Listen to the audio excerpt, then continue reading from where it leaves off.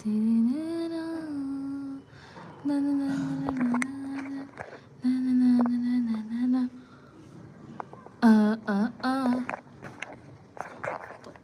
tàu đó này, ai tàu đó này, ai đâu live thả đó này. YouTube 파우바 이건데 support 위드레브 하지. अरे यार orientation is lock, rotate device back. Okay. What the hell?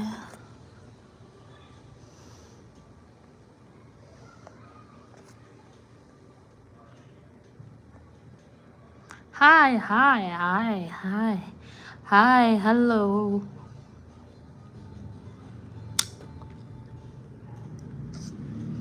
Scorpio sweetie Sarubam Sapam Ranjana Premzit Oinam Nilida Aswa Pau Pa the Queenie. I didn't say Urapano on Scorpio. Oh, Picture Block. Hi Rombola, hi Zack Luang, Subscriber, Chadri, Tony, Nabana. Anh sắc thông bản hình dạng là bao nhiêu? Sapam Ranjana Chadrika. Hi everybody. Ngasi kari latest news lay share tawro sida. Ngasi news mai taw khole hai bada noi lai kai da kari news lay share tawro. Acting to tawro jana acting ni taw is acting. Harrison yang kokpam hi.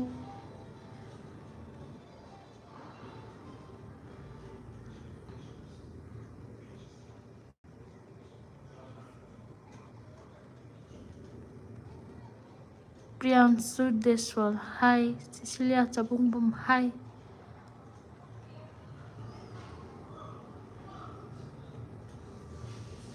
Thazawal, hi. Vidyananda Konthojam, hi. Ma, chigi video yung bayam no ay kem chancha. Ma, kaino kije ye kanano. Nang na pala mi to kaino sida. Chicken patak pala ito kay gino nang na. Kanano adu kanano ay khangde ko noy nang na hay do kanano Vidyananda ay khangde nang hay mi do. Ay di sa de ko. Scorpio sa akoy lakay da nupa ama nung may puthok tabay tanthok ki tawi aduga la le haraga tantho anuna amukha na kaino nangi wari se kaino no am nung hai ba wari ne no lakay da nupa ama magi nung may lay ba magi nung may do lakay na puthoro hai ra police na puthoro hai ra aduga puthoro tira ba Harrison yung gawang nungay zay isa sayang thok haizin bite si ubo no ni zigay na no hay ba miwang na si ako'y tawli tabi ni na tra miwang na si sama si kumay tawli sama si tuka sa ra minong may sana yung may habi sama si nuy ba sa kuloy pa As Dan Ate sama se minong may sana yum draw Marida Parang minong may sana hab to je Hing jam lu re haba Athi bi jana pung am talai haba Athi ba kai ji pula khon jela si gro ga habai ta to ra draw Ti ju thi re lai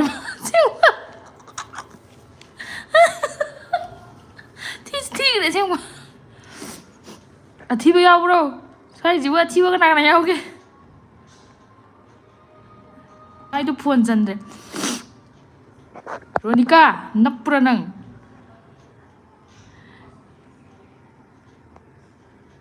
Siri tingje ako pa haudre ako Harrison dei para Harrison ko Siri acting je sabam nanjana kai che kai cha ge sam phajai je Nangi phagi to nokning male tabalachi kya hal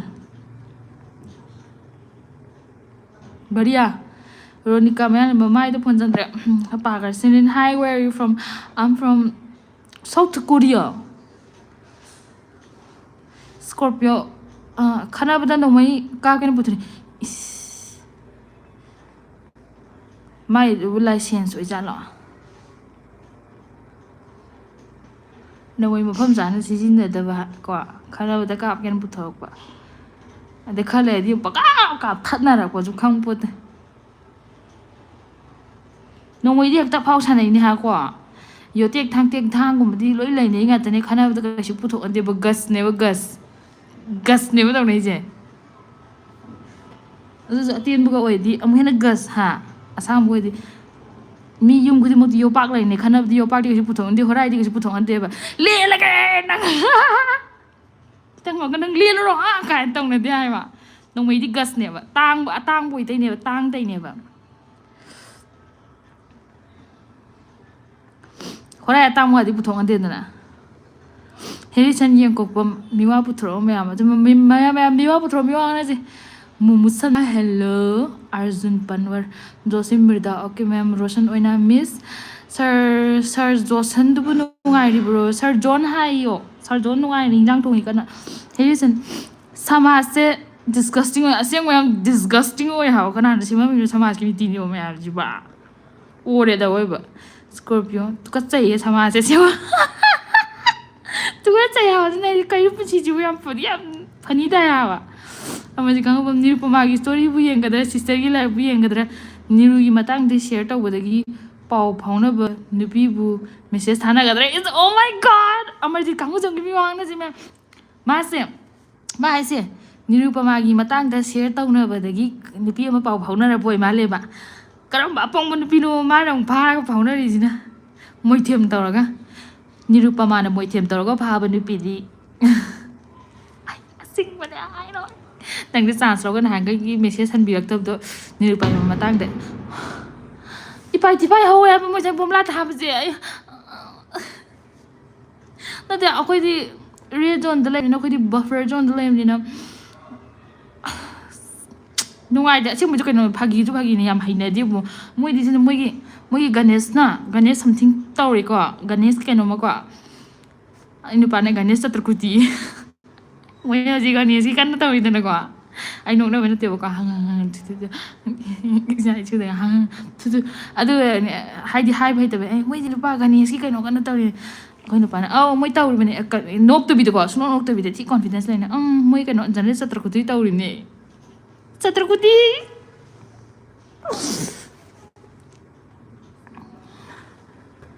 wari ji kai de yo gore oh adu ni ha je mu adu bom la da hai di bide taw mai ngan bi di phajaina tung taw di moi di kai no lan ma pham da kai da kap na ba kai adu ba conflict ma tang ma pham da lai ji bai ne ba thajal la kan ja am hana ta ning roi ba ta ba kan da khoi da na nungai ta ba do papa ga hawo la ji en gi ba mayam do ji nge ba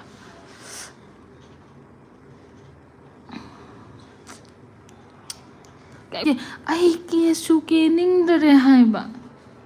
ke ning ba su phau dre pun si je loi re ha ba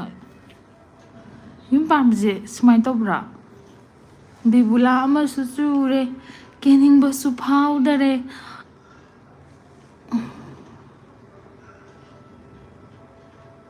musana mai ka bin ba sanu piro man ne cousin ne da mai ka ashi mai cousin ne hango tajadraga haji mai ka pi da message hauso da mai ka pi akoi brother jing ni cousin ne ha ba cousin thajadi mother side ki cobra nang bu kai ka dai da gi no hai to heri sane ko pom yawe ai thajawal nok bu lore alon so ren nam thine na sakti jala he nam mai ko ka sulu ro chakwa da nam ye nam thigre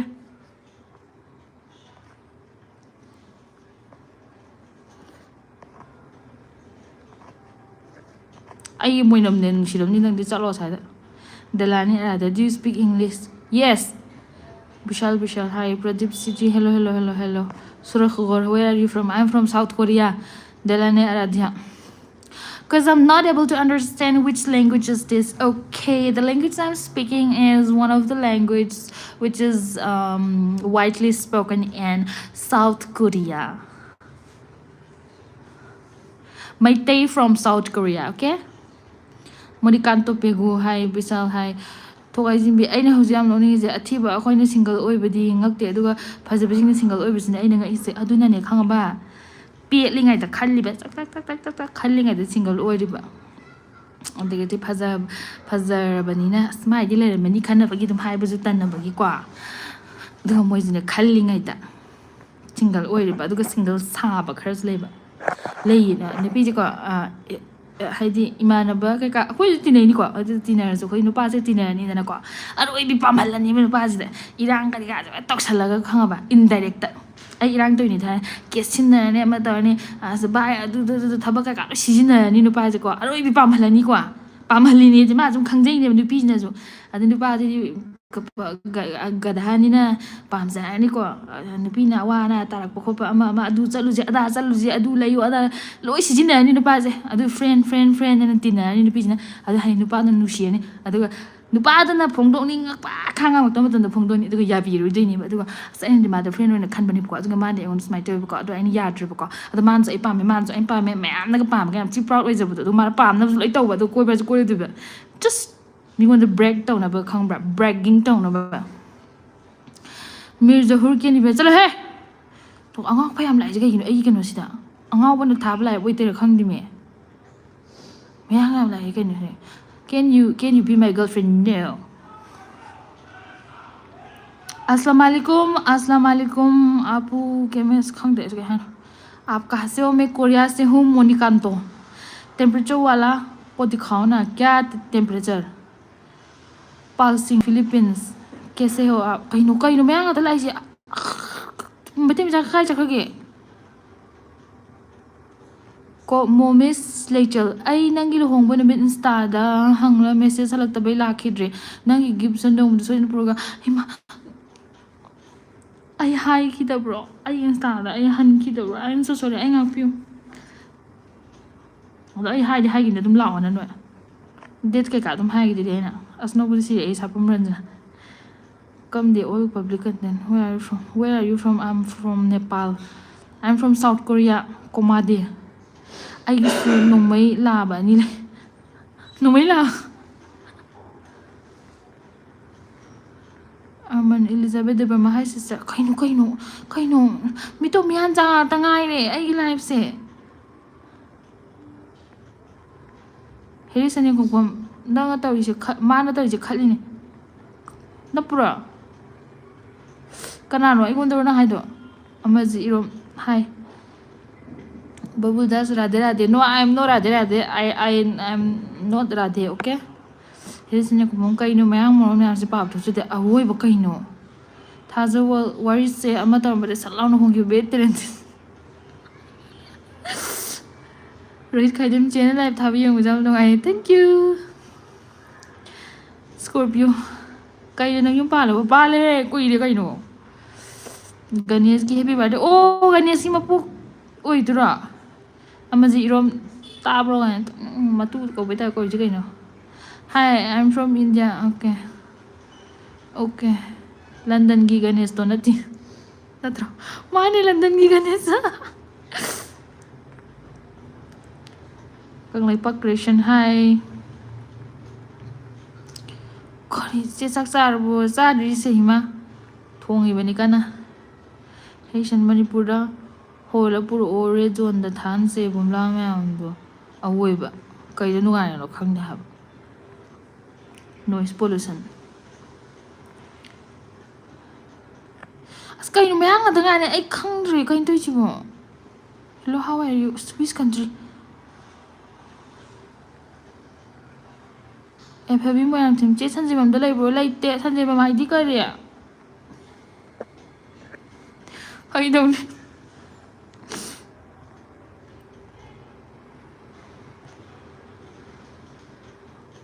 সবাই একটু support করবেন কাইনো তো ইমামসে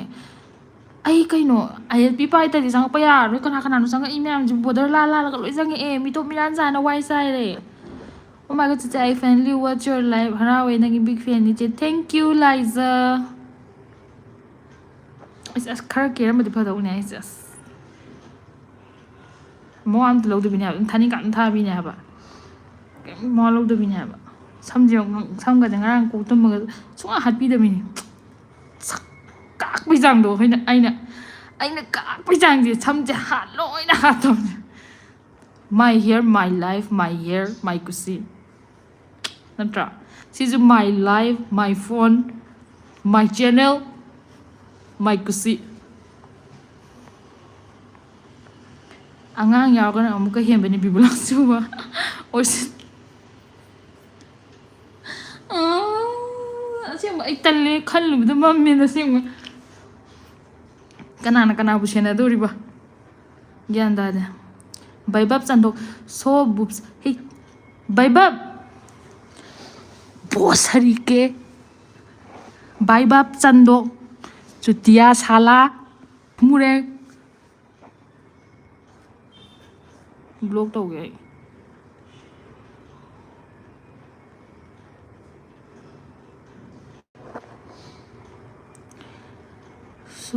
Shubham Kumar are you Indian Shubham क्या लगता है I am not Indian दो I know थोड़ा थोड़ा Hindi I am not Indian kay na mayang nga tanga ari hanbiro velocity ma velocity kay na namin nang username kay na velocity dirty mind double meaning saul ko yabaning naga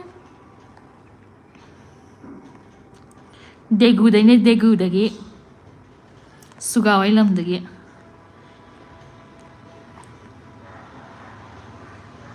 night हम सफर live से dating app download please का है कहीं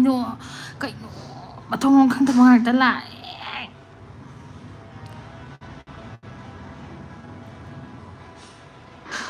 नाइ बोलो साबी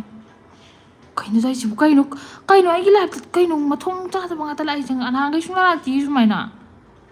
मतम नर खंगी kino hi my wife Korean kita lo yam hai nanga lo ai kuma ke ya papi mo tim chiu za oi drobo oi tre stelen luang si de lai mi kai no si de lai bu stelen bidyani handam chak cha bu cha ri bidyani खुशी पत्र हिंदी आती है आपको हाँ BTS lover hello sister wow I love BTS lanchen ga herishin ko mayang se kaino ko nga aduni kaino kanana no khoi jala ije heri sanaro hoi jala ije mayang je kain to ije ba tom thinga bina merak pam hai phurala pam santi bla hai ai khoi mina ta boi loi kan to thoni mian cha sing Korean lo noi han lo ai kuma ke ba yani blind to some mai te yawi ji yawi ba thank you mai te yawi ra me Sanji Moyak Tem big fan thank you Pepe kay mita chage yen thongi ye Ram ki chandra kay mita chage je yen thongi bane pam santi bla Cosmi Guru hello Sneha Moyak Tem hi I'm also in Korea can you meet me in Seoul sorry I don't meet ugly people BTS lover love from Pakistan really are you from Pakistan Bengal Tiger Sanjit Moyang Them big cái nó cho chị quạt đàn chứ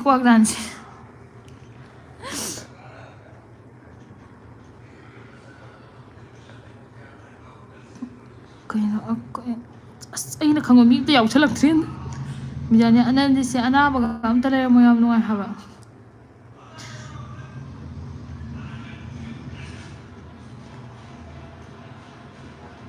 naya de usalo de chale he alonso rian kai na naming du nang gi naya de gyam phajage ha naya do nara yer to bla ko mo dentist ko chi ni bon sting star mon ya da arman ai khang de ka ai khang de ꯄꯥꯍꯧꯗ꯭ꯔꯦ ꯃꯌꯥꯝ ꯑꯩꯈꯣꯏꯒꯤ ꯃꯤꯒꯤ ꯃꯌꯥꯝ ꯄꯥꯍꯧꯗ꯭ꯔꯦ. Please shout out Princess Sophia. Shout out to you. Shout out 래. 그냥 shout out로 미는 떠보더니 하고 많이 shout out 떠로 얘 shout out 떠니 khăn nhau vậy. Cái gì mấy giờ tôi đi xem qua. Bebe wa hình dáng yên thong ibn dori nong thong che se dum phaja lai re phaja.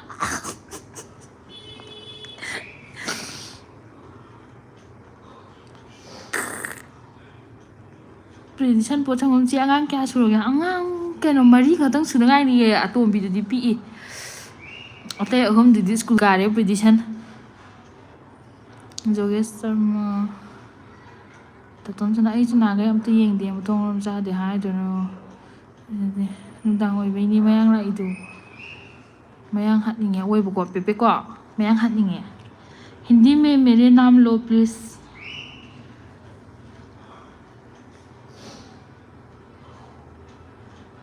Bernie cooking chơi làm lấy London đó lên chị cái mít cái bị xuống cái gì em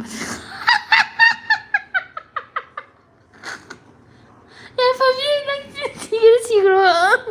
ai lại một thằng là cái proper cái nó này hả proper Asian mấy cái thằng cái sinh hoạt mà đi vào đâu quá ai muốn ăn tôi lúc video này hả bà ha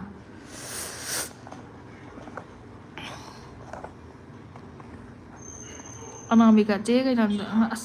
ai ba bông không cái ai cô nào một thằng cái phát na gya nó ta để cái tôi gì biro si di kiam phát cái này à đó này chỉ kiam phát cái ta để mua lâu đi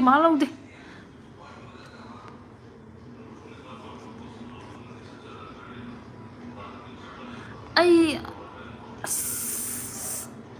chahi abada mari pokthok bane hai ha Mane biar ni, mari tu sat potong mana ani dah orga. Ai sakhang dah busana ses. Ai keno khang riam dah live se muk thar o mok te ai mok te thara ke horen khateng thara ke kan Bangladesh kai kain tu me am jiba.